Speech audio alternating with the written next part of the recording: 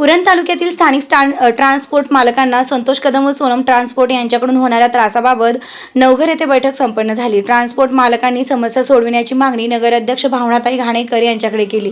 स्थानिक ट्रान्सपोर्ट मालकांना कामधंद्यात रोजगारात प्राधान्य मिळावे, संतोष कदम व सोनम ट्रान्सपोर्टकडून होणारा अन्याय दूर करून न्याय मिळावा, बाहेरून येणाऱ्या परप्रांतीय ट्रान्सपोर्ट मालकांकडून होणारा त्रास कमी व्हावा, पोलीस प्रशासनाने स्थानिक ट्रान्सपोर्ट मालकांबरोबर सहकार्याची भूमिका ठेवून स्थानिक ट्रान्सपोर्ट मालकांना न्याय द्यावा।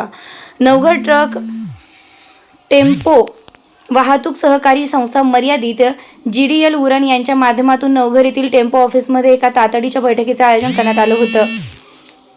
या बैठकीला उरणच्या नवनिर्वाचित नगराध्यक्षा भावनाताई घाणेकर यांनी विशेष उपस्थिती लावून सर्व मालकांच्या समस्या जाणून घेतल्या।